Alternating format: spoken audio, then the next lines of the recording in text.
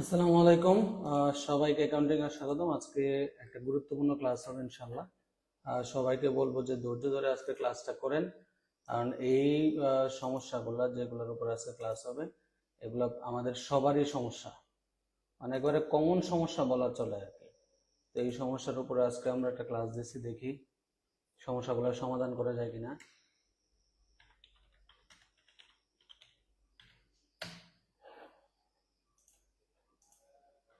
সবাই যারা ইতিমধ্যে জয়েন করে ফেলছেন, সবাইকে একটু অনুরোধ করব লাইভটা একটু যার যার জায়গা থেকে একটু শেয়ার করে দেন প্লিজ। সবাই শুরুতেই লাইভটা শেয়ার করে দেই।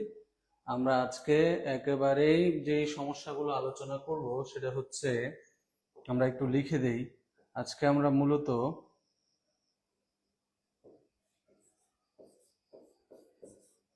কুরিং প্লাস বিজ্ঞাপন,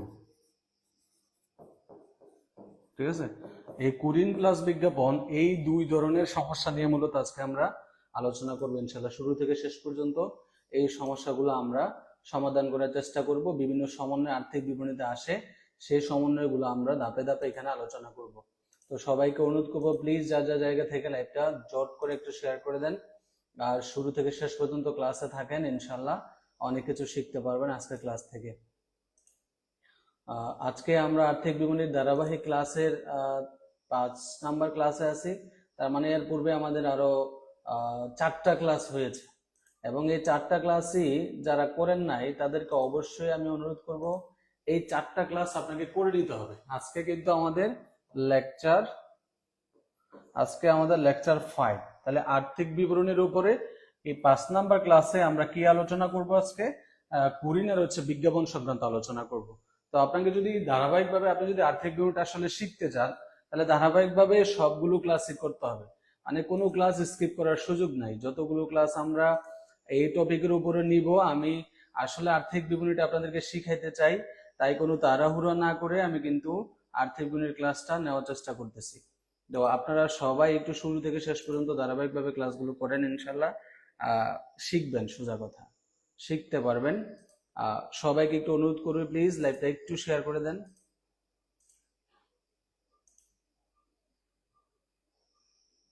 আর সবাই আমাকে শুনতে পাচ্ছেন কিনা এটা একটু বলেন, কমেন্টে একটু জানান। সাউন্ড ক্লিয়ার আছে কিনা, সবাই ঠিকঠাক মতো শুনতে পারতেছেন কিনা।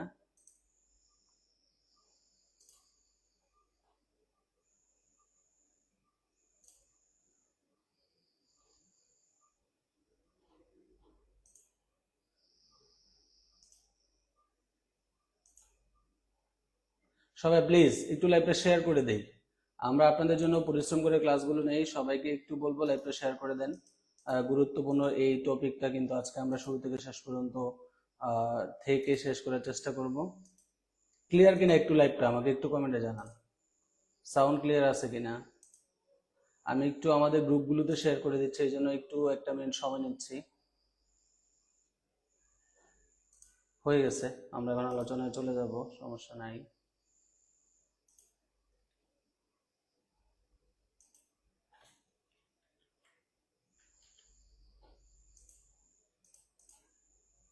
ওকে, তো ইতিমধ্যে অনেকে আমাদের সাথে যুক্ত হয়েছেন। আমি বারবার বলতেছি, আমরা কি করছি, আমরা মূলত এর আগে আরো 4টা ক্লাস দিয়েছি। 4টা ক্লাস আমরা কি করছি, লাস্ট ক্লাসে অর্থাৎ গতকালকের আগের দিনের ক্লাসে কিন্তু আমরা কি করছি, আমরা হচ্ছে যে সেবামূলক প্রতিষ্ঠানগুলো আছে, সেবামূলক প্রতিষ্ঠানগুলো আছে, সেই সেবামূলক প্রতিষ্ঠানের উপরে যত ধরনের সমন্বয় থাকতে পারে সেই সমন্বয়গুলো আমরা গতকালকের অর্থাৎ লাস্ট লেকচারে আলোচনা করছি, এবং আজকে আমরা ধারাবাহিকভাবে আগাচ্ছি। প্রথম লেকচার 1, 2, 3, এই 3টা লেকচারে আমি আপনাদেরকে শিখেছি কিভাবে সমন্বয় জাবেদা করতে হয়, মানে সমন্বয় জাবেদা শিখেছি সোজা কথা। 1, 2, 3 নাম্বার লেকচারে সমন্বয় জাবেদা শিখেছি। 4 নাম্বার লেকচারে হচ্ছে সেবামূলক প্রতিষ্ঠানের প্র্যাকটিক্যাল সমন্বয় পড়াইছি, এখানে আমি নিয়ম পড়াইছি, আর এখানে হচ্ছে প্র্যাকটিক্যাল বোর্ডের প্রশ্ন সমাধান করছি। তো আজকে হচ্ছে পণ্য ক্রয় বিক্রয়কারী প্রতিষ্ঠান যেগুলো আছে সেই প্রতিষ্ঠান, অর্থাৎ সেবামূলক প্রতিষ্ঠানের ক্ষেত্রে একদা বিশিষ্ট আয় বিবরণী হয়, আর যে প্রতিষ্ঠানগুলো হচ্ছে কি পণ্য ক্রয় বিক্রয়কারী প্রতিষ্ঠান সেই প্রতিষ্ঠানের ক্ষেত্রে বহুদা বিশিষ্ট আয় বিবরণী হয়। সো আমরা যখন ক্রয় বিক্রয়কারী প্রতিষ্ঠানের আর্থিক বিবরণী করব, কমন কয়েকটা সমন্বয় সব সময় থাকে, সেগুলো হচ্ছে কি কুরিন এবং বিজ্ঞাপন সংক্রান্ত সমস্যা। তো এই কুরিনের মধ্যে তো ঝামেলা নাই এমন কোন স্টুডেন্ট খুঁজে পাওয়া যাবে না। তাহলে আজকে ধারাবাহিকভাবে ইনশাল্লাহ এই কুরিন এবং বিজ্ঞাপনের যত সমস্যা আছে সবগুলো সমস্যা আমরা সমাধান করার চেষ্টা করব, ঠিক আছে? তো চলেন আমরা শুরুতে যে জিনিসটা একটু বলবো, কুরিনটা আসলে কি আমরা একটু জানার চেষ্টা করি। কুরিন কাকে বলে? কুরিন কাকে বলে আমরা একটু দেখব।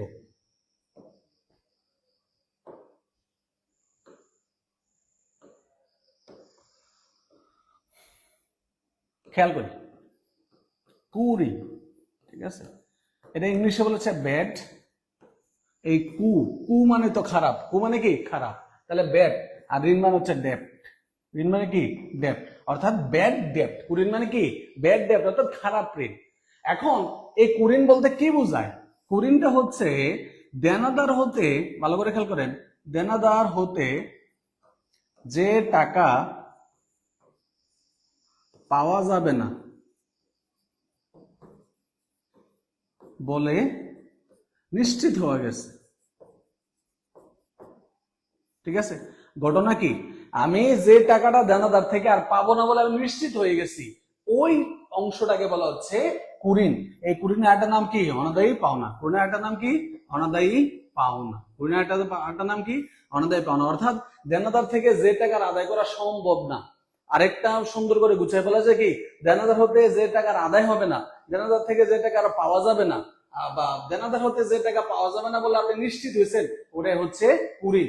এইটা যেহেতু নিশ্চিত, আমি নিশ্চিত যে দেনাদার থেকে টাকাটা আমি পাবো না, এই ডেফিনেশনটা কিন্তু এমসিকিউতে আসবে, এই সংজ্ঞাটা কিন্তু এমসিকিউতে চলে আসবে। তাহলে খেয়াল করেন তো, তাহলে কুরিনকে আমরা কি বলতে পারি? কুরিনকে আমরা বলতে পারি নিশ্চিত ক্ষতি। কি ক্ষতি বলতে পারি বলেন তো? নিশ্চিত ক্ষতি। কুরিনকে আমরা কি ক্ষতি বলবো? নিশ্চিত ক্ষতি। যেহেতু দেনাদার থেকে আর আমি এই টাকাটা পাবো না, আমি নিশ্চিত হয়ে গেছি, এই জন্য এটা নাম দেওয়া হয়েছে নিশ্চিত ক্ষতি। ফাইন। এখন এই নিশ্চিত ক্ষতিটা আমার কি? এটা হচ্ছে আমার এক ধরনের কি ব্যয়? পরিচালন ব্যয়। আমরা কি ব্যয় বলবো এটাকে?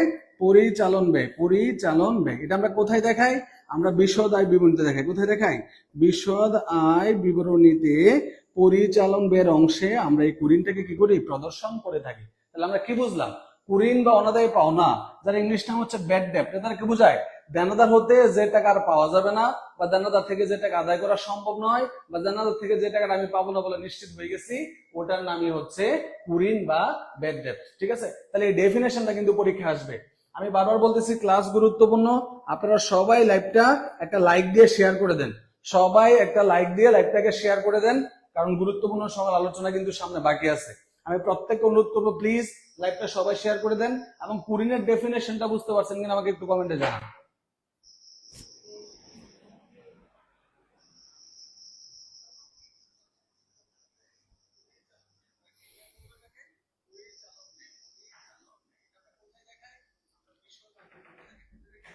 আগের ক্লাসগুলো করেন নাই স্যার? আমি ক্লাস করতে পারি নাই। আগের ক্লাস না করলে কোনো সমস্যা নাই।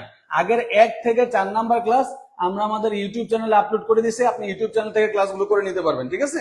আমরা 1 থেকে 4 নাম্বার ক্লাস পর্যন্ত আমাদের ইউটিউব চ্যানেলে আপলোড করে দিয়েছি। না, নিবন্ধনের বিজ্ঞপ্তি এখনো প্রকাশিত হয়নি। আমরা সবগুলো ক্লাস আমাদের ইউটিউব চ্যানেলে আপলোড করে দিয়েছি, ওখান থেকে করে নেবেন। এটা কি ফ্রি ক্লাস না পেইড ক্লাস? এটা ফ্রি ক্লাস। এটা free class, free class. Please সবাই লাইভটা শেয়ার করে, আজকের ক্লাসে কমপক্ষে 50 জন স্টুডেন্ট চাই, সবাই লাইভটা শেয়ার করে দেন। এখন আসেন কুরিনের একটা জিনিস একটু খেয়াল করেন, কুরিনটা কোত্থেকে আসলো বলেন তো? কুরিনের সাথে দেনাদারের সম্পর্ক না। তাহলে একটা খেয়াল করেন তো, প্রথমে আপনি কি করছেন? ধারে পণ্য বিক্রি করছেন। বুঝার চেষ্টা করেন, প্রথমে আপনি ধারে পণ্য বিক্রি করছেন, বা ধারে বিক্রি করছেন, পণ্য না, ধারে বিক্রি করছেন। বিক্রি করার ফলে কিসের সৃষ্টি হচ্ছে? দেনাদার বা প্রাপ্য হিসাব। এই দেনাদার থেকে আপনি কিছু টাকা পাবেন না বলে নিশ্চিত হয়েছে, সে নিশ্চিত হওয়া অংশটার নাম হচ্ছে কি? কুরিন। সে নিশ্চিত অংশটার নাম কি? কুরিন। এখন একটা চিন্তার বিষয় হয়ে দাঁড়াইছে, কিছু কিছু প্রতিষ্ঠান চিন্তা করে, ভবিষ্যৎমুখী চিন্তা ভাবনা করে, তারা চিন্তা করতেছে যে আসলে যদি দেনাদার থেকে প্রত্যেক বছর আমরা এই পরিমাণে টাকা না পাই, তাহলে এটা আমার জন্য তো বিশাল ক্ষতি। এই ক্ষতি আমি কিভাবে পূরণ করব?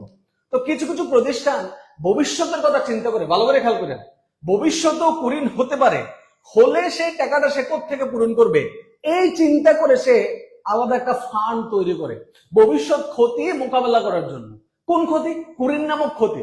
ভবিষ্যতে কুরিন নামক ক্ষতি মোকাবেলা করার জন্য তারা একটা সঞ্চিতি তহবিল তৈরি করে, সেই সঞ্চিতি তহবিলটার নাম হচ্ছে কি? কুরিন সঞ্চিতি। কি সঞ্চিতি বলেন তো? কুরিন সঞ্চিতি। বুঝাইতে পারছি ঘটনা কি? কুরিন সঞ্চিতি।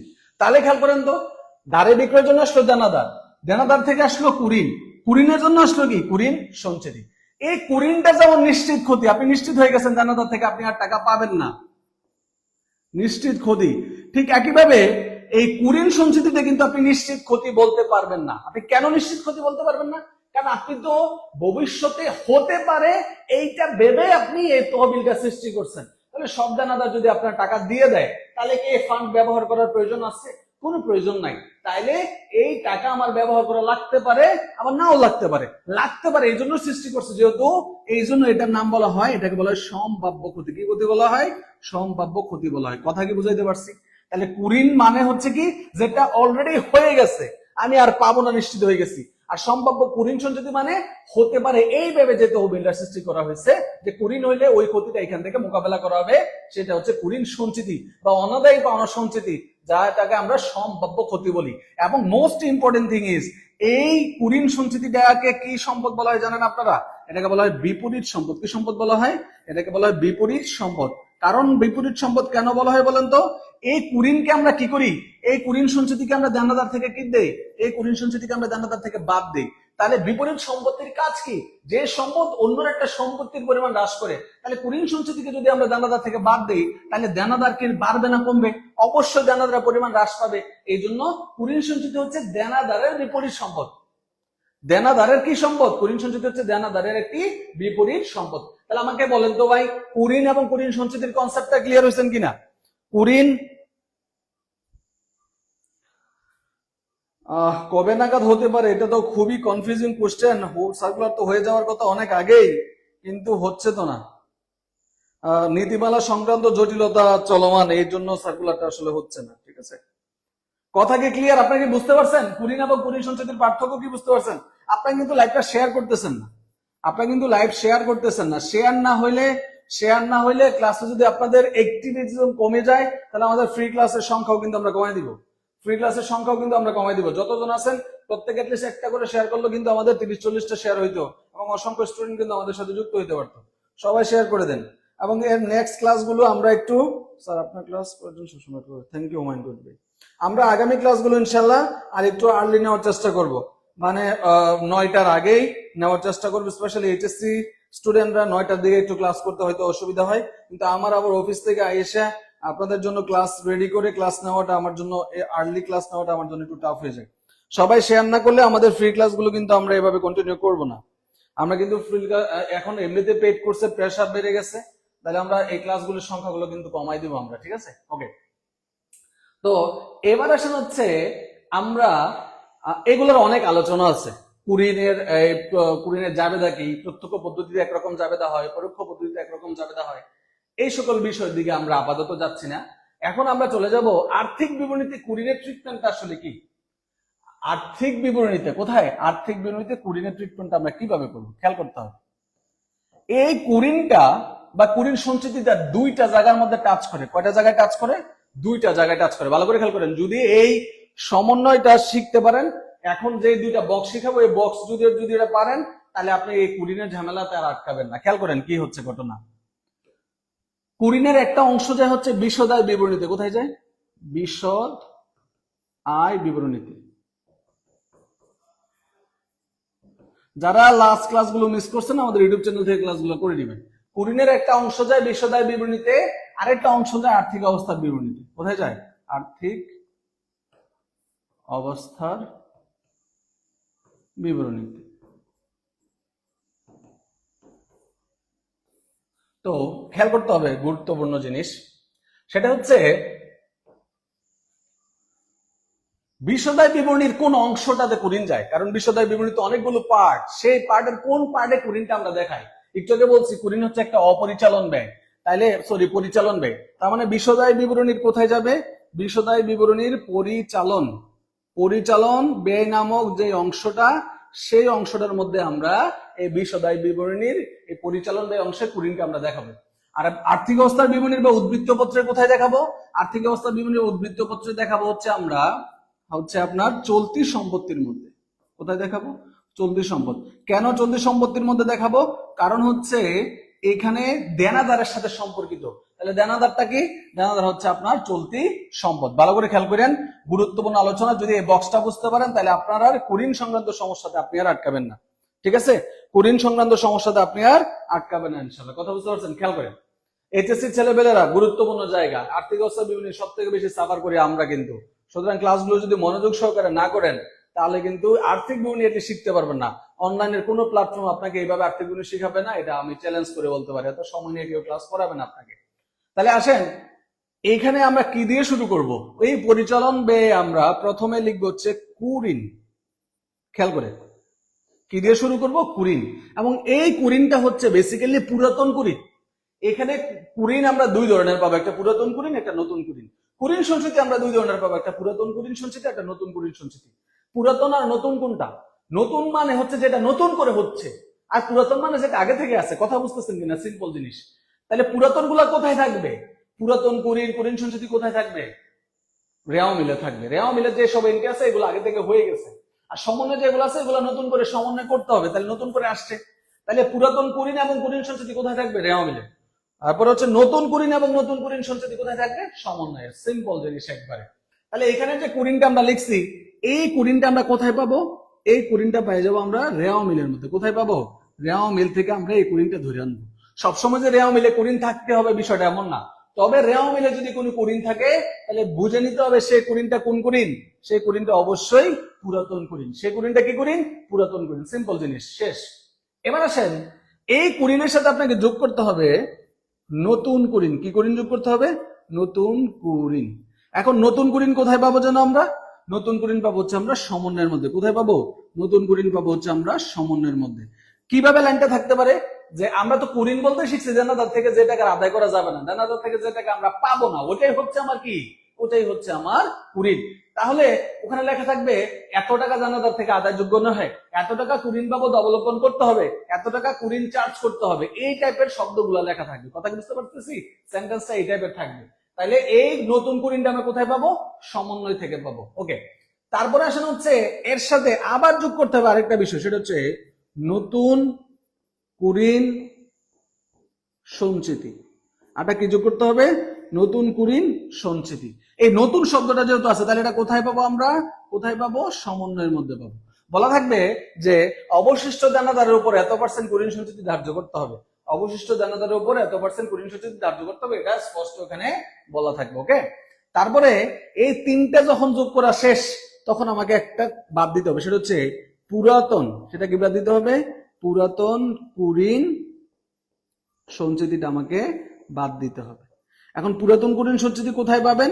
পুরাতন কুরিন সঞ্চিতি পাবেন হচ্ছে রেওয়া মিলের মধ্যে। কারণ আমি শুরুতেই বলে নিছি যে আমার নতুন সবকিছু থাকবে সমন্বয়ের মধ্যে, পুরাতন সবকিছু পাবো আমরা রেওয়া মিলের মধ্যে। পুরাতন সবকিছু পাবো কোথায়? রেওয়া মিলের মধ্যে। কথা ক্লিয়ার? আমাদের এখানে যারা আছেন ম্যাক্সিমাম স্টুডেন্ট তো পেড কোর্সের ভর্তি স্টুডেন্ট, কেউ যদি নতুন করে ভর্তি হতে চান আমাদের সাথে যোগাযোগ করে ভর্তি হতে পারে। ভর্তি চলমান আছে, অলরেডি 2টা লেকচার হয়েছে, আগামীকালকে লেকচার 3, আপনারা ভর্তি হয়ে যেতে পারেন। ইনশাআল্লাহ ভালো কিছু হবে, কোনো সন্দেহ নাই। আর এইচএসসি স্টুডেন্টরা মনোযোগ দিয়ে ফ্রি ক্লাসগুলো করলে অনেক দূরে এগিয়ে যাবে ইনশাআল্লাহ। তাহলে কুরিন সংক্রান্ত আমরা এতটুকু অংশ কোথায় আলোচনা করব? এতটুকু অংশ হচ্ছে আমরা বিশ্বদায় বিবরণীর পরিচালন ব্যয় অংশে দেখাবো। এবার চলতি সম্পদ পাশে আমরা কি কি কাজ করব? আমরা জানি সমন্বয়ের এই যে দুইটা এন্ট্রি আছে, এই যে দুইটা এন্ট্রি করতে গেছে আমরা সমন্বয় থেকে। সমন্বয়ের প্রত্যেকটা এন্ট্রি কমপক্ষে কয়বার যোগ বিয়োগ হয় আপনারা জানেন? আর্থিক বিবরণীতে সমন্বয়ের প্রত্যেকটা এন্ট্রি কমপক্ষে 2বার যোগ বিয়োগ হয়, কমপক্ষে 2বার। কারণ একটা সমন্বয় জাবেদাত কমপক্ষে 2টা পক্ষ থাকবে, সো কমপক্ষে কয়বার যোগ বিয়োগ হবে? 2বার যোগ বিয়োগ হবে। আর রেওয়া মিলের প্রত্যেকটা এন্ট্রি কয়বার করে যাবে? একবার করে যাবে। ঠিক আছে, তো এবার চলতি সম্পদে আমরা শুরু করবো কি দিয়ে? শুরু করবো হচ্ছে আমরা প্রাপ্য হিসাব দিয়ে। কি দিয়ে শুরু করব? প্রাপ্য হিসাব বা দেনাদার দিয়ে। প্রাপ্য হিসাব বা দেনাদার দিয়ে শুরু করব। এই প্রাপ্য হিসাবের সাথে প্রথমে একটা এন্ট্রি যোগ করে নিতে হবে। কি যোগ করে নিতে হবে?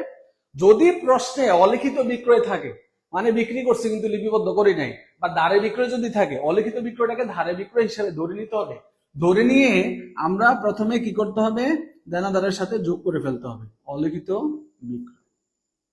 ঠিক আছে, যদি অলিখিত বিক্রয় ফেরত থাকে, কখনো কখনো থাকতে পারে, হ্যাঁ, যদি অলিখিত বিক্রয় ফেরত থাকে তাহলে সেটাকে কি করতে হবে, সেটাকে বাদ দিয়ে নিতে হবে। সাধারণত অলিখিত বিক্রয়টাই থাকে, ঠিক আছে। এতটুকু ভ্যালিড কাজ, এতটুকু কাজ আপনাকে করে নিতে হবে যদি প্রশ্নের মধ্যে এই জিনিসগুলো থাকে। এবার তারপরে গুরুত্বপূর্ণ অংশ কি খেয়াল করেন। তারপরে গুরুত্বপূর্ণ অংশ হচ্ছে বলছি যে প্রত্যেকটা সমন্বয়টি কমপক্ষে 2বার টাচ করে। তাহলে এখানে যে সমন্বয়গুলো আসছে, সমন্বয় থেকে যে দুটো এন্ট্রি আসছে, সিমিলার দুটো এন্ট্রি আবার রেওয়া মিলকেও ইফেক্ট করবে। কি করবে? রেওয়া মিলকেও প্রভাবিত করবে। একটু বিজি আর শিখছিলাম তখন, রেগুলার ক্লাস থাকবে ইনশাআল্লাহ। এইচএসসির কারা আছেন ভাই? এইচএসসির পোলাপান কোথায়? না, ক্লাস নিয়ে আসলে মন ভরতেছে না। এত কম উপস্থিতি থাকলে কি ভালো লাগে বলেন? আমরা ক্লাসটা আরো আগাই দিব না, তারপরে যেন আপনারা ক্লাস করতে পারেন। একটু শেয়ার করে দেন। এই ক্লাসের কি পরে রেকর্ড দেওয়া যাবে? এই ক্লাস তো রেকর্ড থাকবে, আমরা তো এই ক্লাসগুলো ইউটিউব চ্যানেলে আপলোড করে দিচ্ছি। আর পেড কোর্সের ক্লাস তো অল টাইম রেকর্ড থাকবে ইনশাল্লাহ, কোনো সমস্যা নেই। পেড কোর্সে যারা ভর্তি হতে চান, আমাদের 50% অফারের যেই মানে হচ্ছে অফারটা ছিল ডিসকাউন্টের, সেই অফারটা চলমান। কেউ যদি স্কুলে ভর্তি হইতে চান, শুধু স্কুলের কোর্স করতে চান, তাহলে 1250 টাকায় ভর্তি হইতে পারবেন। কেউ যদি কলেজের ভর্তি হইতে চান, তাহলে আপনি 999 টাকায় ভর্তি হইতে পারবেন। কেউ যদি দুইটাতে ভর্তি হইতে চান, তাহলে আপনি 1500 টাকায় ভর্তি হইতে পারবেন। আমাদের ক্লাস এবং ভর্তি দুইটাই চলমান আছে। কেউ যদি নতুন করে আমাদের সাথে যুক্ত হতে চান, দ্রুত আপনি আমাদের সাথে যুক্ত হয়ে যেতে পারেন, ঠিক আছে। পরেশ ভাই, আপনি কিন্তু আমাদের ক্লাসগুলোতে যুক্ত হয়ে যাওয়া উচিত, ক্লাস হয়ে যাচ্ছে। ওকে, তাহলে কি বলছিলাম যে সমন্বয়ের যে এন্ট্রিগুলো আছে সেগুলো রেওয়া মিলকেও মানে দেনাদারকেও প্রভাবিত করবে। তাহলে নতুন কুরিন আমরা বলছি, কুরিন মানে দেনাদারের পরিমাণ হ্রাস করে। কুরিন যেহেতু দেনাদার থেকে এটাকে আদায় করা যাবে না, তার ফলে দেনাদারের পরিমাণ কমে যাচ্ছে। তাহলে এখানে যে নতুন কুরিন যোগ হয়েছে, সিমিলার এন্ট্রিটা এখানে এসে কি হয়ে যাবে, বিয়োগ হয়ে যাবে। নতুন কুরিন, ঠিক আছে, নতুন কুরিনটা এখানে এসে বিয়োগ হবে। ভালো করে খেয়াল করে, যে নতুন কুরিন আপনি সমন্বয় থেকে আনছিলেন, এটা এসে এখানে কি হয়েছিল, যোগ হয়েছিল। সেম এন্ট্রিটা দেনাদার থেকে বিয়োগ হবে, কারণ এর ফলে দেনাদারের পরিমাণ কি পাবে, এর ফলে দেনাদারের পরিমাণ হ্রাস পাবে, ঠিক আছে। ঠিক একইভাবে এই যে নতুন কুরিন সঞ্চিতি, এইটাও দেনাদার থেকে বিয়োগ হবে। তবে এখানে একটা ফ্যাক্ট আছে। কি ফ্যাক্ট আছে খেয়াল করেন। আমরা এখানে ধরি, এখানে যোগ বিয়োগ করার পর একটা রেজাল্ট বের হয়েছে। আমরা মনে রাখবো এই নতুন কুরিনটা বাদ দেওয়ার পর, আবার বলতেছি খেয়াল করেন, প্রাপ্য হিসাব থেকে নতুন কুরিন বাদ দেওয়ার পর যে রেজাল্টটা বের হয়, এটার নাম আমরা মনে রাখবো, লিখবো না, এখন লিখে রাখি। নাম হচ্ছে অবশিষ্ট দেনাদার। কি নাম? অবশিষ্ট দেনাদার। এমন প্রশ্ন হলো, স্যার এটার নাম আলাদা করে অবশিষ্ট দেনাদার কেন দিলেন? কারণ এই যে নতুন কুরিন সঞ্চিতি দেখতেছে, যেটা সমন্বয়ের মধ্যে থাকবে, এইটা পার্সেন্টেজে থাকবে। কিসে থাকবে? পার্সেন্টেজে। এবং লাইনটা সবসময় এমন বলা থাকে যে অবশিষ্ট দেনাদারের উপর 10% কুরিন সঞ্চিতি ধার্য করতে হবে।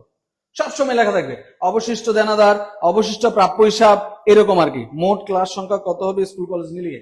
ক্লাস সংখ্যা তো আসলে ঠিক নাই। আমরা বলছি যে স্কুলে আমরা কমপক্ষে 45টা ক্লাস নিব, কলেজে আমরা কমপক্ষে হচ্ছে 30টা ক্লাস নিব। আলটিমেটলি ক্লাস কাছে বেশিও লাগতে পারে, ঠিক আছে। সো আপনি ভর্তি হয়ে যান, এত কিছু চিন্তা না করে, ইনশাল্লাহ আমাদের সবকিছু বেশি বেশি পাবেন। ক্লাস আরো আগে দেওয়া লাগে, আচ্ছা আমরা পরবর্তীতে ব্যাপারগুলো চিন্তা করবো, ক্লাস আগে দেওয়ার চেষ্টা করবো। ওকে, তাহলে এই অবশিষ্ট দেনাদারটা আমার কেন লাগলো বলেন তো? অবশিষ্ট দেনাদার আমার এই জন্য লাগবে কারণ প্রশ্নে বলে দিবে অবশিষ্ট দেনাদারের উপর এত পার্সেন্ট কুরিন সঞ্চিতি ধার্য করতে হবে। কারণ অবশিষ্ট দেনাদার বলতে তো রেওয়া মিলে কিছু নাই। তো অনেকেই অবশিষ্ট দেনাদার খুঁজতে খুঁজতে ক্লান্ত হয়ে যায়। সুতরাং একটা জিনিস মনে রাখবেন, অবশিষ্ট দেনাদার বলতে আলাদা করে কোনো কিছুই আপনি পাবেন না। এটা কোথায় আছে, এটা আপনাকে বের করে নিতে হবে যে প্রাপ্য হিসাব বা দেনাদার থেকে নতুন কুরিন বাদ দিলেই অবশিষ্ট দেনাদার পাওয়া যায়। আমাদের পেড কোর্সে কিন্তু আলহামদুলিল্লাহ প্রচুর স্টুডেন্ট ভর্তি হচ্ছে, খুবই ভালো রেসপন্স। যারা কনফিউজড ভর্তি হয়ে যান, কারণ সার্কুলার হয়ে গেলে তো সময় পাওয়া যাবে না, আগে থেকে একটু গুছায় রাখেন। এখন আসেন এই অবশিষ্ট দেনাদার থেকে, অর্থাৎ এইখানে যে টাকাটা বের হয়েছে না, ভালো করে খেয়াল করেন, এই যে অবশিষ্ট দেনাদার এখানে যে টাকাটা বের হয়েছে, এই টাকাটার উপরে আপনারা কি বের করতে হবে, নতুন কুরিন সঞ্চিতিটা বের করতে হবে। কি বের করতে হবে? নতুন কুরিন সঞ্চিতি বের করতে হবে। তাহলে একটা জিনিস কি খেয়াল করছেন, নতুন কুরিন সঞ্চিতি বের করতে হবে কার উপর? অবশিষ্ট দেনাদারের উপর। আর অবশিষ্ট দেনাদারটা আমরা পাবো থেকে প্রাপ্য হিসাব থেকে, যখন আমরা নতুন কুরিন বাদ দিব তখন কি পাওয়া যাবে, নতুন অবশিষ্ট দেনাদার পাওয়া যাবে। এখন এখান থেকে এটা বাদ দেওয়ার পর যে রেজাল্টটা পাওয়া যাবে, এখানেও শেষ না, এখানেও শেষ না, এখানেও কিন্তু কিছু ইন্টারেস্টিং ফ্যাক্ট আছে। দেখেন কি ফ্যাক্ট আছে। এখন যে রেজাল্টটা আপনি পাইছেন, এই রেজাল্টের উপর আরেকটা জিনিস বের করা লাগতে পারে, সেটা হচ্ছে যদি প্রশ্নে থাকে কখনো যদি কখনো বের করতে বলে, এটা হচ্ছে দেনাদার বাট্টা সঞ্চিতি। এটা কি? দেনাদার বাট্টা সঞ্চিতি। দেনাদার বাট্টা সঞ্চিতি, ভালো করে খেয়াল করেন। দেনাদার বাট্টা সঞ্চিতি অনেক সময় বলে দেনাদার বাট্টা সঞ্চিতির পরিমাণ 2%। তাহলে মনে রাখতে হবে আপনাকে, দেনাদার বাট্টা সঞ্চিতি কার উপর বের করতে হবে? দেনাদার থেকে নতুন কুরিন সঞ্চিতি বাদ দেওয়ার পর যে রেজাল্টটা অবশিষ্ট থাকবে, কথা কি বুঝতেছেন? দেনাদার আমরা বলতেছি দেনাদার থেকে কুরিন বাদ দিলে পাওয়া যায় অবশিষ্ট দেনাদার। এই অবশিষ্ট দেনাদারের উপর আপনাকে ধরতে হবে নতুন কুরিন সঞ্চিতি। আর নতুন কুরিন সঞ্চিতি বাদ দেওয়ার পর যে রেজাল্টটা পাওয়া যাবে, সেই রেজাল্টের উপর ধরতে হবে দেনাদার বাট্টা সঞ্চিতি। তাহলে দেনাদার বাট্টা সঞ্চিতি ধরে আপনি পাইছেন, পাই আপনি বাদ দিয়ে দিলেন। বাদ দেওয়ার পরে ফাইনালি যে রেজাল্টটা আপনি পাচ্ছেন, ভালো করে খেয়াল করেন, ফাইনালি আপনি যে রেজাল্টটা পাচ্ছেন, ফাইনালি যে রেজাল্টটা পাচ্ছেন, এই রেজাল্টটার নাম কি জানেন? এই রেজাল্টটার নাম হচ্ছে নিট দেনাদার। এই রেজাল্টটার নাম কি? এই রেজাল্টটার নাম হচ্ছে নিট দেনাদার বা নিট প্রাপ্য হিসাব। ঠিক আছে? এইটা কিন্তু পরীক্ষা আসে, এটা ক নাম্বার প্রশ্নে কিন্তু এটা চলে আসে। তাহলে এতটুকু, অর্থাৎ এই দুইটা বক্স যদি আপনি বুঝে থাকেন, আমি যে কথাগুলো আপনার সাথে শেয়ার করলাম, এই কথাগুলো যদি আপনি বুঝেন, তাহলে এখন আমরা প্রবলেম সলভ করবো, দেখবেন যে আপনার কাছে কোনো কিছুই আর কি লাগবে না, কোনো কঠিন লাগবে না। ঠিক আছে? কথা কি ক্লিয়ার? এই দুইটা বক্স 100% উঠাইছেন কিনা, বুঝতে পারছেন কিনা, দ্রুত কমেন্ট করেন। তারপরে আমরা প্র্যাকটিস করলে ব্যাপারগুলো আরো ইজি হয়ে যাবে ইনশাআল্লাহ। ঠিক আছে? প্র্যাকটিস করলে ব্যাপারগুলো আরো ইজি হয়ে যাবে। ক্লিয়ার নিয়ে ইসলাম। বাকিরা সবাই যারা এইচএসসি স্টুডেন্ট আছো, কমেন্টে তোমাদের পরিচিত জনদেরকে মেনশন করে দাও। এইচএসসি ছেলেমেয়েরা এখনো ঘুমায়, এখনো 55 দিন বা 50 দিন সময় আছে, চিন্তা করতেছে আস্তে আস্তে পড়াশোনা করব। কিন্তু ভাই ঈদের পরে গরু জবাইয়ের সাথে সাথে নিজেদেরও জবাই দিয়ে দিতে হবে, কারণ খোলার পরে দেখবেন যে পরীক্ষা, খোলার পরে কি পরীক্ষা। আজকের ক্লাসের রেসপন্স থেকে আমি হতাশ হয়ে যাচ্ছি। ফ্রি ক্লাস গুলোকে আমরা অফ করে দিব কিনা, এত ফ্রি ক্লাস না নিয়ে ফ্রি ক্লাসের সংখ্যা আমরা কমাই দিব। ঠিক আছে? পেড কোর্সের ক্লাসে আমরা সময় বেশি দিব নাকি?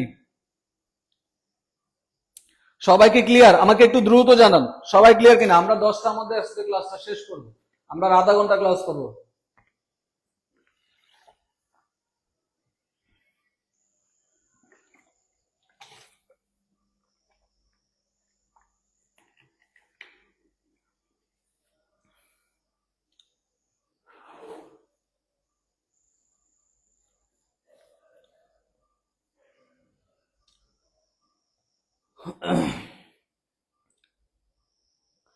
আপনি মূলত এখানে বের করতে চাচ্ছেন এই যে যে বেসিক জিনিসটা আমরা বের করলাম, এটা ডিপ আলোচনা করতে গেলে তো আমাদের অন্য জায়গায় আলোচনা করতে হবে। এটা ডিপ কনসেপ্ট জানতে হলে এই প্রাপ্য হিসাবের হিসাব রক্ষণ পদ্ধতি নামক একটা চ্যাপ্টার আছে, যেটাকে শুধু কুরিনের মানে অংশ। এখানে মূলত আমি কি বের করলাম আপনাকে বলতে পারেন? এখানে আমি কি বের করছি বলেন তো? এই যে কুরিনের সাথে নতুন কুরিন যোগ করলাম, নতুন কুরিন সঞ্চিতি যোগ করলাম, পুরাতন কুরিন সঞ্চিতি বাদ দিলাম, আলটিমেটলি আমি কি বের করলাম বলেন? কি বের করছি এখানে, কেউ কি জানেন? যেমন এখানে একটা রেজাল্ট আসছে, এই রেজাল্টের নাম কি? নিট দেনাদার। তাহলে এখানে রেজাল্টের নাম কি? এখানে যে রেজাল্টটা বের করছে, এই রেজাল্টের নাম কি বলেন? বলেন তো এই রেজাল্টের নাম কি? কে বলতে পারবেন? বলেন দেখি, একজন একজন দ্রুত বলেন, একটু ফাস্ট দেখি কে এটার উত্তর করতে পারেন। ওমে তনু আপনি বলেন এটার নাম কি? কেউ একজন বলেন।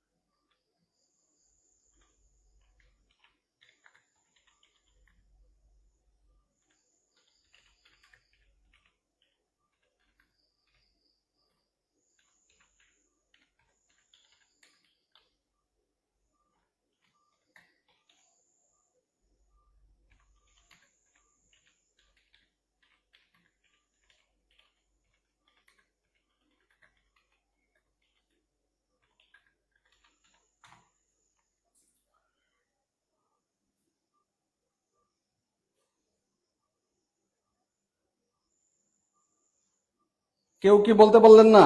একজনও বলতে পারলেন না?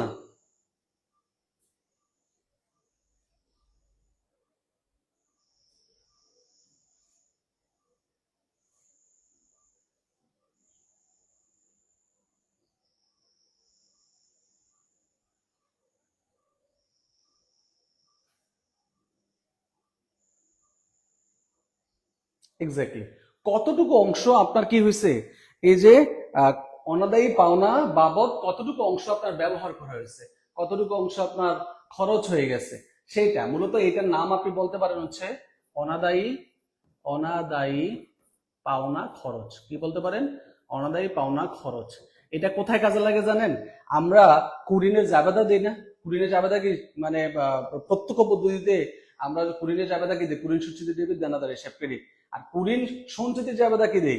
কুরিন ডেবিট, কুরিন সঞ্চিতি হিসাব ক্রেডিট।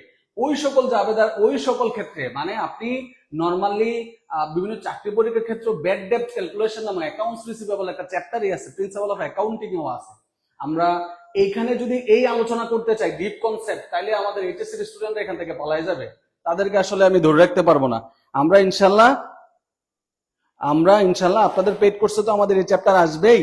এটা বড়দের আলোচনা, আমি এটা অনেক মানে ডিপ কনসেপ্টে হয়ে যাবে, এগুলো আলোচনা করতে গেলে আমার সময়ও আমি যথাসময়ে শেষ করতে পারবো না।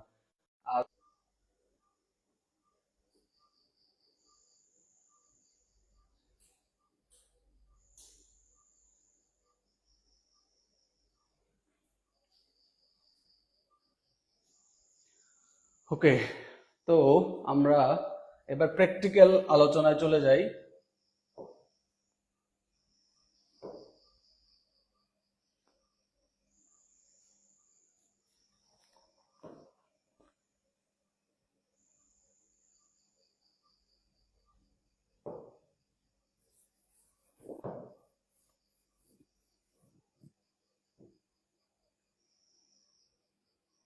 এই যে দেখেন, আর দেখা যাবে কিনা আমি জানি না সঠিক, আমার স্লাইড বানানোর সময় হয় নাই, আর হচ্ছে এখান থেকে আপাতত দেখার চেষ্টা করতে হবে।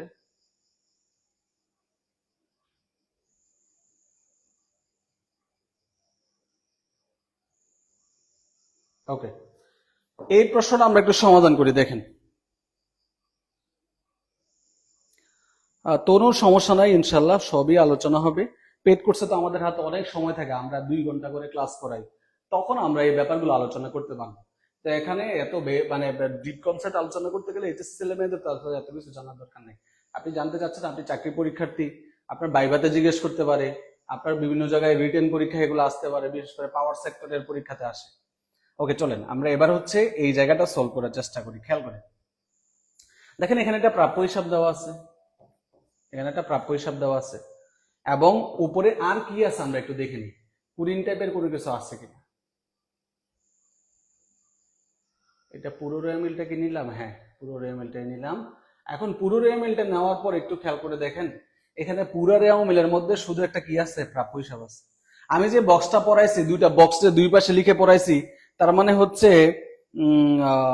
পেট কি বলতেছি যে ওই বক্সের সবকিছু কিন্তু কোনো অঙ্কের মধ্যে থাকবে না, মানে কোন একটা নির্দিষ্ট অঙ্কে কিন্তু সব আপনি পাবেন না, তার 50% থাকবে, 60% থাকবে, 70% থাকবে। তাহলে দেখেন প্রাপ্য হিসাব আছে, এই রেওয়া মিলের মধ্যে কোনো কুরিনও নাই, কুরিন সঞ্চিতিও নাই।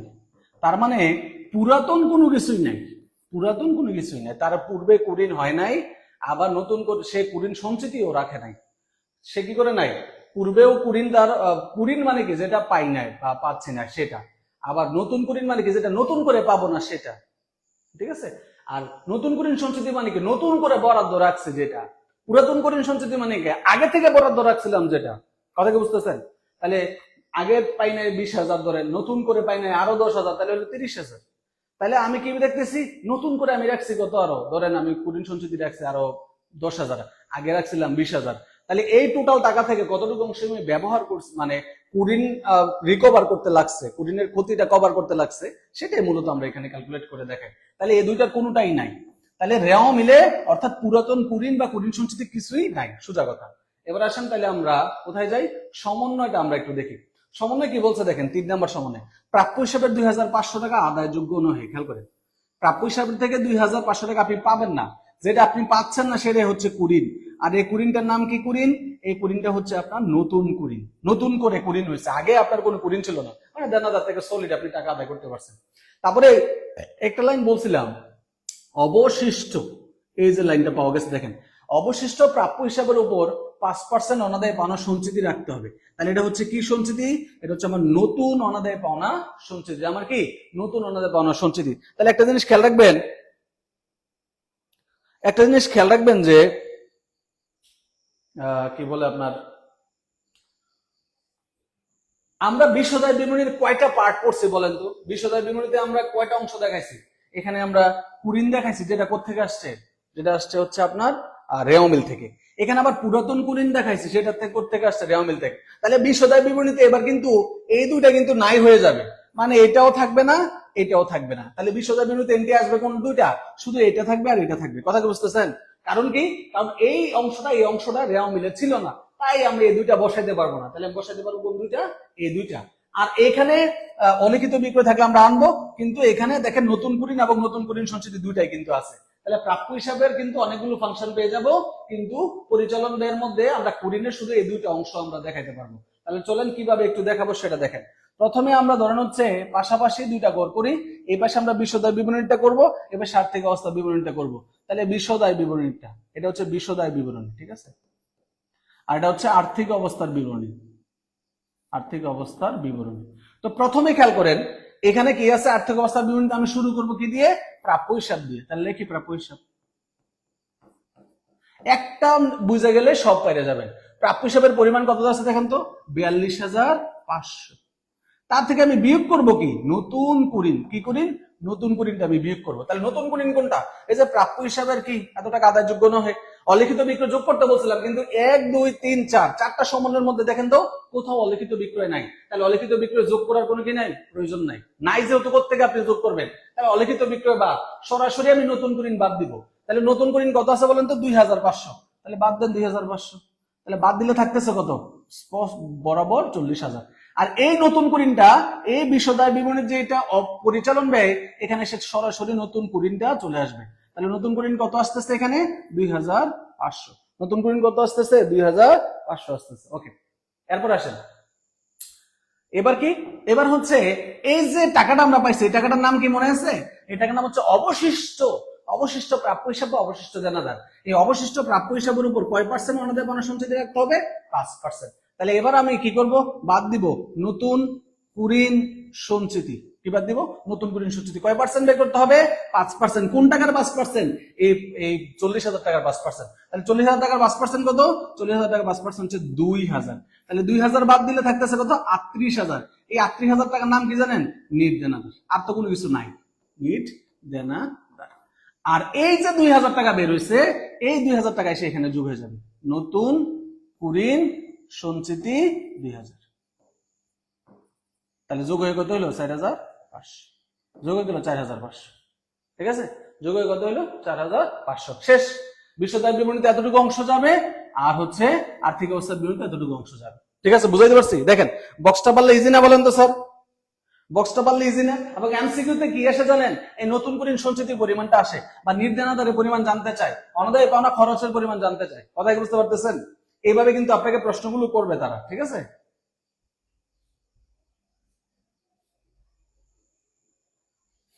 হ্যাঁ, আমাদের সাথী বিশ্বাস, আমাদের পেট বেচা ক্লাস, আমরা ফেসবুক সিক্রেট গ্রুপ আছে, ওখানে আমরা হচ্ছে দেখা ক্লাস নিয়ে আর কি। ক্লিয়ার সবাই? এই উদাহরণকে ক্লিয়ার হয়েছেন? আমরা জটপট কয়েকটা উদাহরণ সলভ করে ফেলবো। জটপট কয়েকটা উদাহরণ সলভ করবো, তাহলে আপনি কোনো না কোনোটা গিয়ে তো আপনি ক্লিয়ার হয়ে যাবেন। ঠিক আছে? আজকে বিজ্ঞাপন সংক্রান্ত সমস্যা আলোচনা করার কথা ছিল, ওইদিকে আর যাচ্ছি না, আমরা কুরিন করেই আমরা শেষ করবো। ঠিক আছে? চলেন এরপরে আরেকটা সমস্যা দেখি। একটা না বুঝলে আরেকটা বুঝবেন, টেনশনের কোনো কারণ নাই।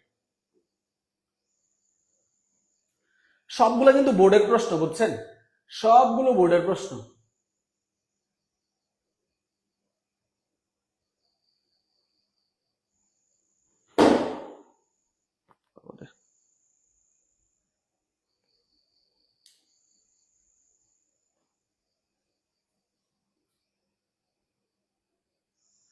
আপনি বিশদায় বিবরণীতে যা দেখাচ্ছেন ওইটার পুরোটার নামই হতো অনাদায় পাওনা খরচ। ওইটা পুরোটার নামই হতো অনাদায় পাওনা খরচ।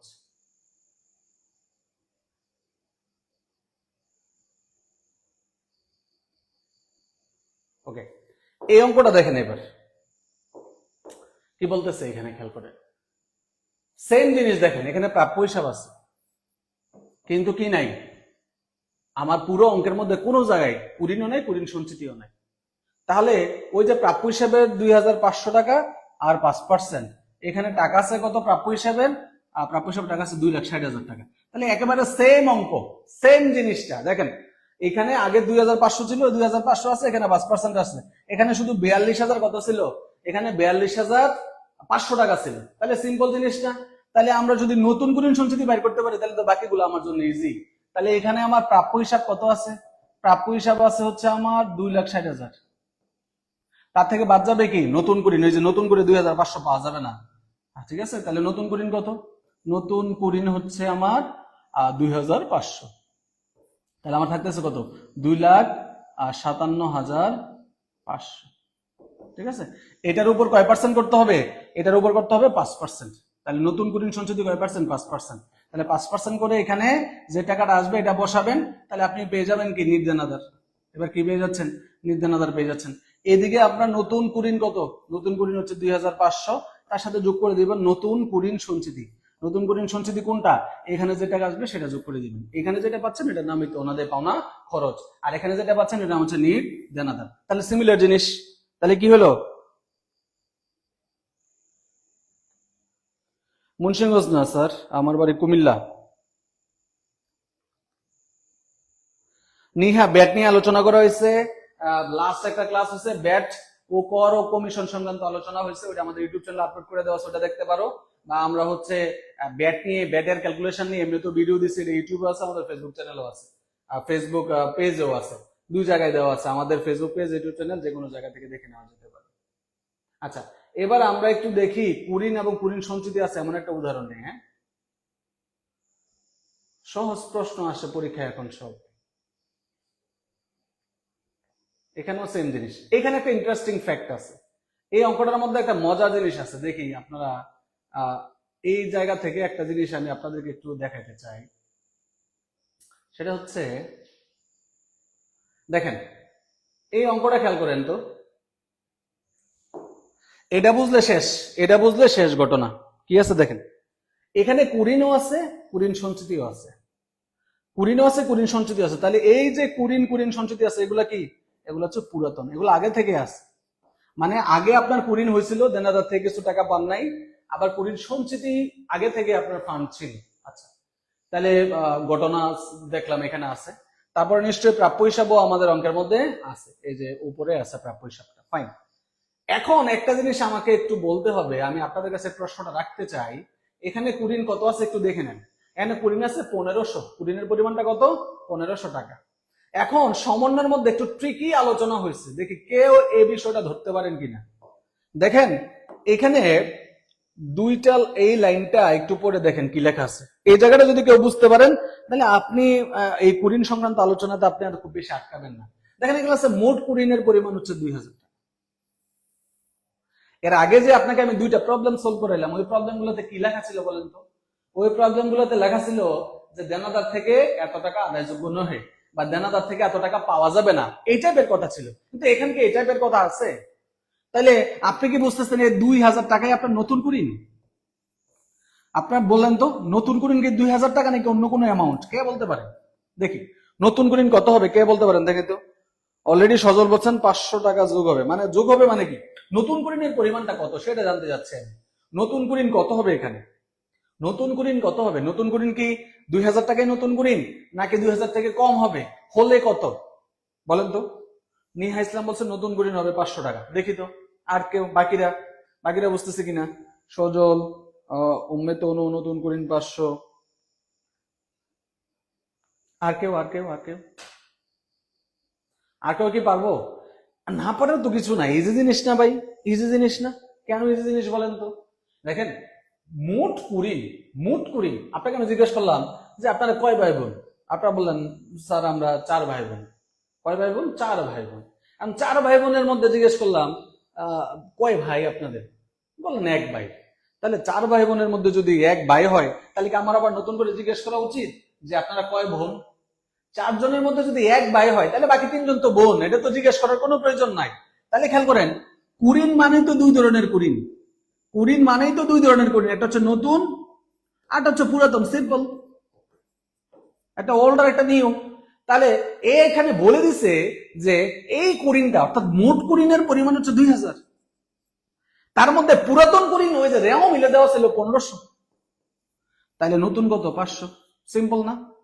দেখেন এই জায়গাটায় একটু আটকায় দিতে পারে। ওই যে অ্যাকাউন্টস রিসিভেবলের মধ্যে যে ব্যাড ডেট ক্যালকুলেশন আমরা ইন্টারমিডিয়েটের বই ওইটা পাবো, এরপর হচ্ছে অনার্সের বই ওইটা আছে, আপনাদের চাকরি পরীক্ষার্থী যারা আছেন তাদেরও লাগবে, কারণ পাওয়ার সেক্টর বা মানে পাওয়ার সেক্টর বলতে বিদ্যুৎ সেক্টর পাশাপাশি অন্যান্য চাকরি পরীক্ষায় ব্যাড ডেপ্টের জাবেদা প্লাস ব্যাড ডেপ্টের হচ্ছে আপনার এই ক্যালকুলেশন গুলা কিন্তু আসে। আমরা এটা পেড কোর্সের ক্লাসে বিস্তারিত আলোচনা করে আপনাদেরকে শিখাবো ইনশাআল্লাহ, কারণ এখান থেকে একটা প্রশ্ন আপনি কমন পাবেন।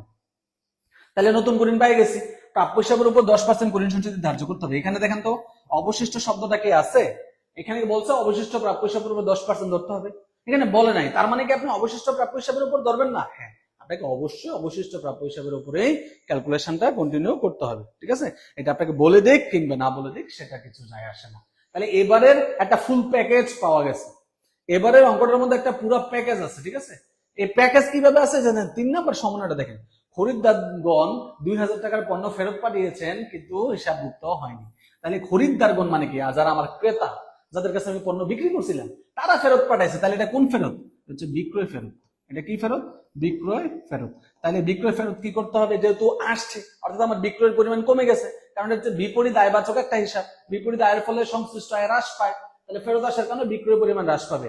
বিক্রয় পরিমাণ হ্রাস পাওয়া মানে সিমিলার অ্যামাউন্ট দ্বারা আপনার অ্যাকাউন্টস রিসিভেবল অর্থাৎ দেনাদারের পরিমাণও হ্রাস পাবে। তার মানে এই সমন্বয়টা আমাদের দেনাদার থেকে কি করতে হবে? অবশ্যই লেস করতে হবে, বিক্রয় থেকেও লেস করতে হবে, কারণ আমরা জানি প্রত্যেকটা সমন্বয় কমপক্ষে 2টা মানে হচ্ছে এন্ট্রিকে প্রভাবিত করবে।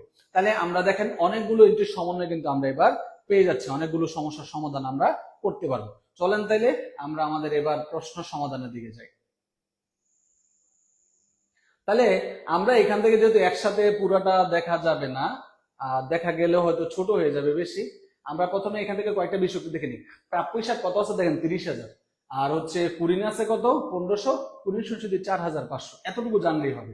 প্রাপ্য হিসাব 4000, কুরিন 1500, কুরিন সঞ্চিতি 4500, এতটুকু হইলেই এবার আমরা বাকি সমস্যাটা এখানে সমাধান করি। ওকে, চলেন আপনারা আমার মতো করে ট্রাই করেন, ইনশাল্লাহ এটা পারলে কথা দিচ্ছি আর কোনো সমস্যা থাকবে না। তাহলে এই পাশে করতেছি বিশদায় বিবরণী, এই পাশে করবো আর্থিক অবস্থার বিবরণী। তাহলে বিশদায় বিবরণীতে প্রথম কি আসবে বলেন তো? প্রথম আসবে কুরিন। কোন কুরিন বলেন? রেওয়া মিলে যে কুরিন। তাহলে রেওয়া মিলের কুরিনটা পুরাতন কুরিন, ওটা কত ছিল বলেন তো? ওটা ছিল 1500। কত ছিল? 1500। তার সাথে আমাকে যোগ করতে হবে কোন কুরিন বলেন তো? নতুন কুরিন। কি কুরিন? নতুন কুরিন যোগ করতে হবে। কত? 500। দেখেন তো 500 ওরা হচ্ছে 1500 মিলে কত হয়ে গেল? 2000। ওকে, তার সাথে এবার যোগ করতে হবে কি? নতুন নতুন কুরিন সঞ্চিতি। এই নতুন কুরিন সঞ্চিতি আমি কোথায় পাবো বলেন তো? দেনাদার থেকে বের করে আনতে হবে। তাই এবারে এখানে কাজ স্টপ করে আমি দেনাদারের কাজ করতে চলে আসবো, কারণ দেনাদারকে ক্যালকুলেট করে তো আমার নতুন কুরিন সঞ্চিতি বের করতে হবে। কারণ নতুন কুরিন সঞ্চিতি কত পার্সেন্ট? 10%, তো বলেই দিছে। তো কার উপর ধরতে হবে? প্রাপ্য হিসাবের উপর। এজন্য প্রাপ্য হিসাবের কাজ শুরু করবে এবার। তাহলে এই পাশে আমি প্রথমে কি দিয়ে শুরু করব? প্রাপ্য হিসাব। প্রাপ্য হিসাবের পরিমাণ কত দেওয়া আছে? 45,000 টাকা দেওয়া আছে অঙ্কের মধ্যে। তাহলে এখান থেকে বাদ যাবে কি? বাদ যাবে প্রথম হচ্ছে বিক্রয় ফেরত। কি ফেরত? বিক্রয় ফেরত বাদ যাবে। তাহলে বিক্রয় ফেরতের পরিমাণ কত দেখেন তো? 2000 টাকা বিক্রয় ফেরতের পরিমাণ। হ্যাঁ 2000 টাকা। তাহলে 2000 টাকা বাদ দেন। 2000 টাকা কি করেন? বাদ দেন। তো 2000 টাকা বাদ দিলে থাকতেছে কত? 43,000 টাকা। এই 43,000 টাকা থেকেও বাদ যাবে নতুন কুরিন। কি বাদ যাবে? নতুন কুরিন বাদ যাবে। নতুন কুরিনের পরিমাণ কত? নতুন কুরিন হচ্ছে 500। তাহলে আরো 500 বাদ যাবে। 500 বাদ গেলে থাকে কত? 42,500। এই 42,500 টাকার নামই হচ্ছে, এই 42,500 টাকার নাম হচ্ছে 3 নাম্বার অ্যাডজাস্টিং এ তো আলোচনা করতেছি। 3 নাম্বার অ্যাডজাস্টিং এ তো আলোচনা করতেছি সাতদিদা। ওই যে খরিদ্দারগণ 2000 টাকার পণ্য ফেরত পাঠিয়েছে কিন্তু হিসাবভুক্ত হয়নি, এটাই তো বিক্রয় ফেরত। বিক্রয় ফেরত মানে কি? বিক্রয় ফেরত মানে বিক্রয় পরিমাণ কমছে, দেনাদার কমছে, এজন্য দেনাদার থেকে এটা আমাকে বিয়োগ করে নিতে হবে। যখন চার্ট শিখেছি চার্টও কিন্তু আমি দেখাইছি, অলিখিত বিক্রয় থাকলে যোগ করবেন, বিক্রয় ফেরত থাকলে বিয়োগ করবেন। আচ্ছা, এখন আসেন তাহলে নতুন কুরিন সঞ্চিতি বাদ দিলে আপনি কি নতুন কুরিন বাদ দেওয়ার পর কি পেয়ে গেছেন? অবশিষ্ট দেনাদার। এই অবশিষ্ট দেনাদারের উপর এবার আপনি কি বের করবেন? নতুন কুরিন সঞ্চিতি বের করবেন। বা এই দুইটা উদাহরণ যদি কোনো মানুষ বুঝে থাকে তাহলে তার অ্যাটলিস্ট আর্থিক বিবরণীর কুরিন সঞ্চিতি ক্যালকুলেশন আর কোনো সমস্যা হওয়ার কথা না। এটার উপর কয় পার্সেন্ট? 10%। তাহলে 42,500 টাকা 10% কত? 4,250। সোজা কথা। তাহলে এখন এই 42,250 থেকে 4,250 বাদ দেন তো কত হয়? 42,000 42,000 কত, 42,500 থেকে 42,500 থেকে বাদ দিবেন 4,250, কত থাকে? 38,250। এই 38,250 টাকা হচ্ছে, এই 38,250 টাকা হচ্ছে আপনার কি নির্দেনাদার। এটা কি নির্দেনাদার, এটা কি নির্দেনাদার। সিম্পল, শেষ। ঠিক আছে। এখন তাহলে এখানে নতুন কুরিন সঞ্চিতি কত আসবে? ওই যে 4,250 টাকা হয়েছে, এই 4,250 টাকা আপনি এখানে বসাবেন। তাহলে এবার এই তিনটা আপনাকে যোগ করতে হবে, এটার সাথে এটা, এটার সাথে এটা যোগ করেন। তাহলে 2,000 আর 4,250, তাহলে কত হলো? 6,250 টাকা। এবার এখান থেকে বাদ দিবেন কি? বাদ দিবেন হচ্ছে পুরাতন কুরিন সঞ্চিতি। ভাই শেষ, আর কোনো সমস্যা থাকার কোনো সুযোগ নাই। পুরাতন কুরিন সঞ্চিতি হচ্ছে কত? 4,500। তাহলে 4,500 বাদ দিলে কত থাকবে বলেন তো? 2,1750। 1750। এই 1750 হচ্ছে অনাদায় পাওনা খরচ, ব্যাড ডেট এক্সপেন্স। আগে পরে সবকিছু মিলাইয়া এই বছর আমার নতুন করে আমার অনাদায় পাওনা হয়েছে কত? 4,000 মানে 1750 টাকা। আমি কি করি নাই? আমি আলটিমেটলি অনাদায় পাওনা বাবদ খরচ আমাকে অন্তর্ভুক্ত করতে হবে। দেখেন তো হয়েছে কিনা।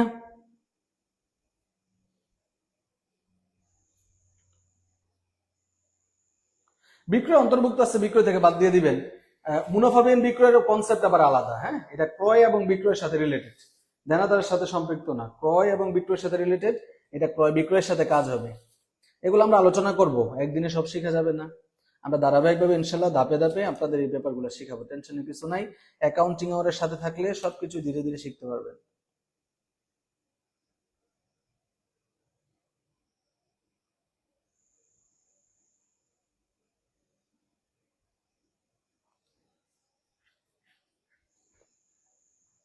ওই যে এমসিকিউ এভাবে আসতে পারে, নতুন কুরিন সঞ্চিতিটা আসে এমসিকিউতে।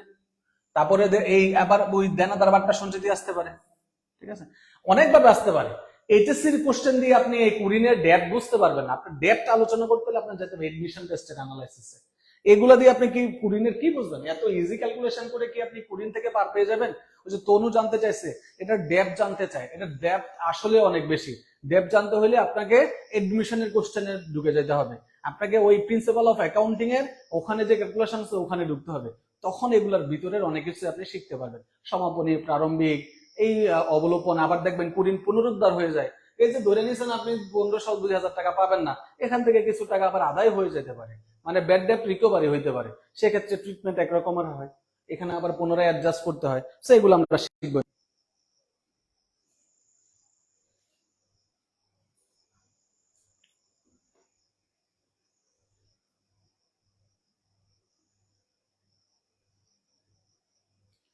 এই প্রবলেমটা আপনারা সমাধান করবেন। হ্যাঁ,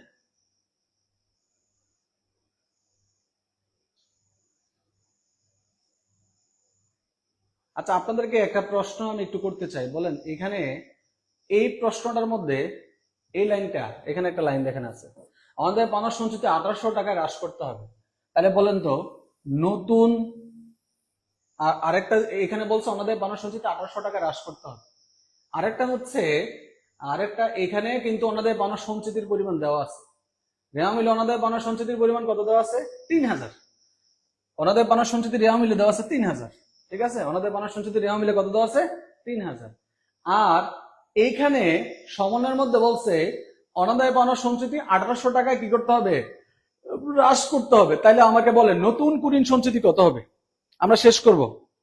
নতুন কুরিন সঞ্চিতি কত হবে বলেন? নতুন কুরিন সঞ্চিতি কত হবে? কেউ কি বলতে পারবেন এই অঙ্কের নতুন কুরিন সঞ্চিতি কত হবে?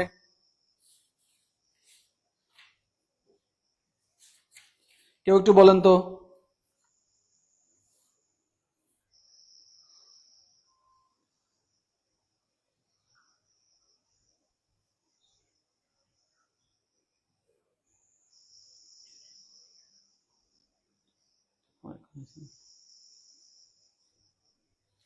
তনু বলছেন 1,800 হবে। আর কেউ? স্যার আমি ব্যবসা শিক্ষা শাখায় আমি 2টা কোর্স করতে চাই, কিভাবে ভর্তি হবে যদি বিস্তারিত বলতেন। আপনি ক্লাসটা শেষ হওয়ার সাথে সাথে স্যার আপনি আমাকে হচ্ছে 01932574,834 এই নাম্বারটাতে আমাদের হোয়াটসঅ্যাপ খোলা আছে। এটা দিয়ে আমাদের হচ্ছে বিকাশ রকেট নগদ নাম্বার খোলা। আপনি এটাতে পেমেন্ট করে দিয়েন। দুইটাতে ভর্তি হলে 1,500 টাকা পেমেন্ট করে, পেমেন্ট বলতে সেন্ড মানি করবেন, করে আমাকে সাথে সাথে আমাকে হোয়াটসঅ্যাপে নক দেন, আমি আপনাকে আমাদের গ্রুপগুলোতে অ্যাড করে নেব। মেবি কোনো শব্দ নাই, আবার মেবি কি যা বলবেন তাই। এখানে স্পষ্ট বলে দিচ্ছে 1800 টাকায় হ্রাস করতে হবে। মানে আগে তো সঞ্চিতি কত করছেন, আগে সঞ্চিতি তৈরি করছিলেন 3000, বলতেছে সেটা কমায় আপনি কততে চলে আসেন, 1800 টাকায় চলে আসেন। অর্থাৎ নতুন কুড়ির সঞ্চিতি বলছেন 1800 টাকা। এই যে ঘটনাটা কোন জায়গার মধ্যে, এই টাকার মধ্যে, এই টাকার মধ্যে যে আপনার ওনাদের বানার সঞ্চিতি 1800 টাকা হ্রাস করেন। আগে 3000 টাকা ছিল, এখান থেকে কমায় এখন কত করেন, 1800 টাকা করেন। তাহলে নতুন কুড়ির সঞ্চিতির পরিমাণ এখানে কত হবে, 1800 টাকা। কত হবে, 1800 টাকা হবে। কথা কি বুঝতে পারতেছেন? সিম্পল জিনিস, কিন্তু ল্যাঙ্গুয়েজ গুলো বুঝতে পারলেই হয়। এরকম করে যদি 8-10টা ম্যাথ প্র্যাকটিস করেন না, দেখবেন যে কুড়ির সঞ্চিতির বস হয়ে যাবেন আপনি। ওকে, এগুলা ইজি জিনিস, টেনশনের কিছু নাই। ওই যে সিমিলার একটা প্রবলেম আছে, দেখেন এই যে মোট কুড়িনের পরিমাণ 2000, প্রাপ্য হিসাবে 10% কুড়িন সঞ্চিতি ধার্য করতে হবে। মোট কুড়িন মানে উপরে একটা কুড়িন দেওয়া আছে, সেই কুড়িনটা হচ্ছে পুরাতন, ওটা বাদ দিলে নতুন কুড়িন পাওয়া যাবে। ঠিক আছে, এরকম এইগুলা ঢাকা বিশ্ববিদ্যালয়ে ভর্তি পরীক্ষাও অহরহ এই প্রশ্নগুলো কিন্তু পরীক্ষায় আসে। এই যে দেখেন এখানে একটু খেয়াল করেন তো, এই প্রশ্নটাতে সিমিলার প্রশ্ন, শুধু নতুন কি আসছে, 2 নম্বর সমন্বয়টা নতুন আসছে। দেখেন অলিখিত বিক্রয় 8000 টাকা, ধারে পণ্য ক্রয় 6000 টাকা হিসাবভুক্ত হয়নি। তাহলে অলিখিত বিক্রয় 8000 টাকা হিসাবভুক্ত হয় নাই। তাহলে এখানে যে কুড়িনের কাজ আপনি করবেন, কুড়িনের কাজ করার জন্য আপনাকে শুরুতে কি করে নিতে হবে, প্রাপ্য হিসাব যে আছে না, এই প্রাপ্য হিসাবের সাথে কিন্তু আপনাকে কি করতে হবে, এই অলিখিত বিক্রয়টা আগে কি করে নিতে হবে স্যার, অলিখিত বিক্রয়ের পরিমাণটা আগে যোগ করে নিতে হবে। অলিখিত বিক্রয় মানে লিখেন নাই, দাঁড়ে বিক্রয় আপনি লিখেন নাই। তাহলে দাঁড়ে বিক্রয় যাবেটা কি বলেন তো, দাঁড়ে বিক্রয় যাবেটা কি, দেনাদার হিসাব ডেবিট আর বিক্রয় হিসাব ক্রেডিট।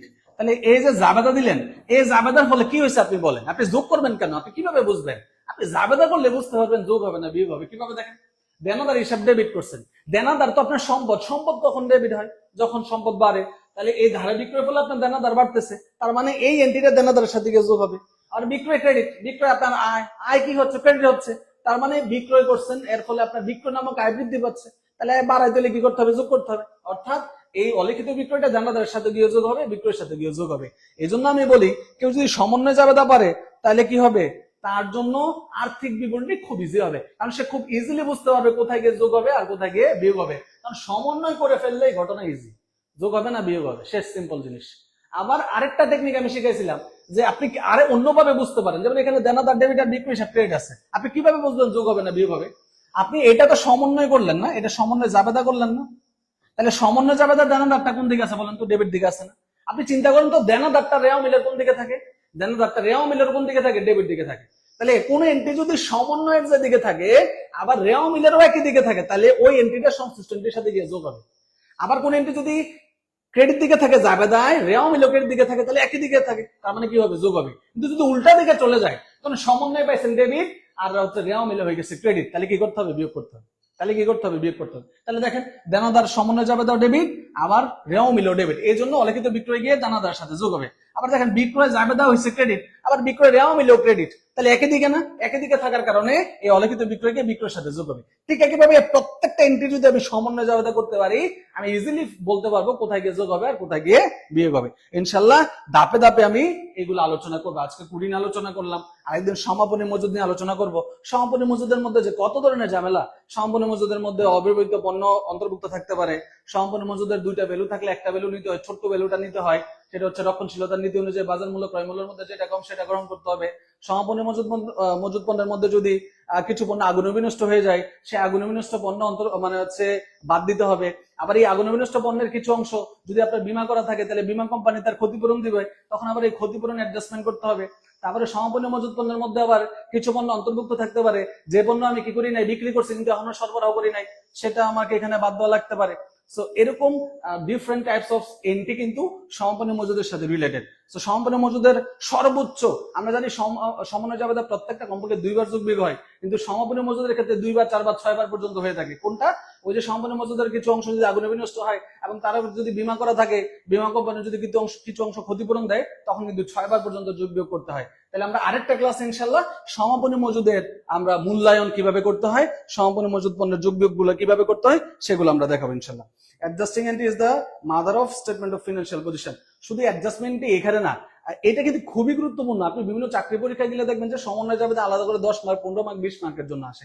তো আমি ধারাবাহিকভাবে আপনাদের বললাম, তো আপনি যদি আমার সমন্বয় জগতের ক্লাসগুলো করেন, আজ থেকে 5 নাম্বার ক্লাস সিরিয়াল বাই যদি 4টা-5টা ক্লাস করে থাকেন, দেখবেন যে আপনি এগুলা খুব ইজিলি ক্যাপচার করতে পারবেন। এবং পেড কোর্সে ইনশাল্লাহ আমরা এটাকে 2টা ক্লাসে আমি এমন ভাবে সমন্বয় জগৎ শিখাবো, আপনি দেখা যাবে যে আপনার নাম হয়তো ভুলে যাবেন, কিন্তু সমন্বয় জগৎ আপনি কোনোদিন ভুলবেন না ইনশাল্লাহ। ঠিক আছে? তো সবাই আজকের এই পর্যন্তই, ভালো থাকেন। আগামীকালকে পেড কোর্সের ক্লাসে দেখা হবে, এবং এর পরের দিন আমরা আবার আপনাদের ফ্রি ক্লাসে আসবো। আমাদের ফ্রি ক্লাসগুলো এখন আর প্রতিদিন হওয়ার সুযোগ দেখতেছি না, যেহেতু পেড কোর্সের ক্লাস শুরু হয়ে গিয়েছে। আমরা সপ্তাহে 3 থেকে 4 দিন ফ্রি ক্লাস আমরা নিব ইনশাল্লাহ। প্রতিদিন 2টা পরীক্ষা হচ্ছে, একটা করে শীট, আজকে শীট দেয় না, শীটটা আমি এখন দিয়ে দিব। সবাই ভালো থাকেন, অ্যাকাউন্টিং এর সাথেই থাকেন। যারা নিবন্ধনের পেড কোর্সে ভর্তি হতে চান, কোনো ধরনের কনফিউশন ছাড়া ভর্তি হন, আপনার প্রত্যাশার চেয়ে অনেক বেশি কিছু আপনি এখানে পাবেন। সবাই ভালো থাকেন। আসসালামু আলাইকুম ওয়া রাহমাতুল্লাহি ওয়া বারাকাতুহু।